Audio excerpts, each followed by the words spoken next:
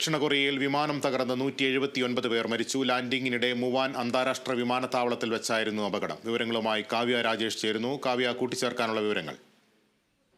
ലിബീഷ്, വലിയൊരു ദുരന്തം അല്ലെങ്കിൽ വലിയൊരു അപകടം തന്നെയാണ് ഇന്ന് രാവിലെ കൊറിയയിൽ സംഭവിച്ചിരിക്കുന്നത്.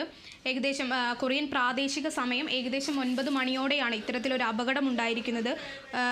ബാങ്കോക്കിൽ നിന്ന് 181 ആളുകളുമായി യാത്ര തിരിച്ച ജെജു എയർലൈൻസിന്റെ വിമാനമാണ് മൂവാൻ അന്താരാഷ്ട്ര വിമാനത്താവളത്തിൽ തകർന്നു വീണിരിക്കുന്നത്. ഏകദേശം 181 ആളുകൾ ഉണ്ടായിരുന്ന ഈ വിമാനത്തിൽ 175 യാത്രക്കാരും 6 ജീവനക്കാരുമായിരുന്നു. ഇതിൽ 2 പേരൊഴികെ ബാക്കി 179 പേരും മരിച്ചിരിക്കുന്നു എന്നതാണ് പുതിയ വിവരം.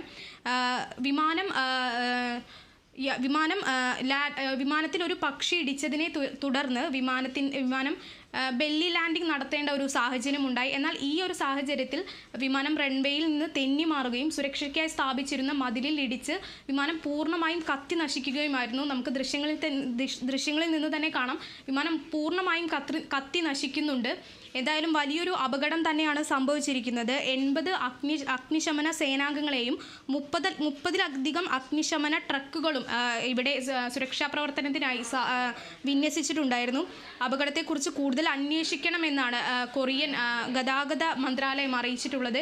എന്തായാലും ജെജു എയർലൈൻസ് അതിൻ്റെ സോഷ്യൽ മീഡിയ ചാനലുകളിൽ ക്ഷമാപണം നടത്തിയിട്ടുണ്ട്. വിമാനാപകടത്തിൽ ആത്മാർത്ഥമായി മാപ്പ് ചോദിക്കുന്നു എന്ന് തന്നെയാണ് ജെജു എയർലൈൻസ് പറഞ്ഞിരിക്കുന്നത്. 2005 സ്ഥാപിതമായ ദക്ഷിണ കൊറിയയിലെ ഏറ്റവും വലിയ ചെലവ് കുറഞ്ഞൊരു എയർലൈൻസ് ആണ് ഈ ജെജു എയർലൈൻസ്. ഇതിൻ്റെ ചരിത്രത്തിൽ തന്നെ ആദ്യത്തെ ഒരു വലിയ അപകടമാണിത്. 2 പേർ മാത്രം രക്ഷപ്പെട്ട ഒരു വലിയ അപകടം തന്നെയാണ് സംഭവിച്ചിരിക്കുന്നത്. എന്തായാലും 2 ആഴ്ചക്കിടെ സമാനമായ 2 അപകടങ്ങളാണ് നടന്നിരിക്കുന്നത്. ദിവസങ്ങൾക്ക് മുൻപാണ് അസർബൈജാൻ എയർലൈൻസിന്റെ വിമാനം തകർന്ന് നിരവധി പേർ മരിച്ചത്. ലിബീഷ്, ദക്ഷിണ കൊറിയയിൽ വിമാനം തകർന്ന് 179 പേർ മരിച്ച അപകടത്തിന്റെ വിവരങ്ങൾ നൽകുകയായിരുന്നു കാവ്യ രാജേഷ്.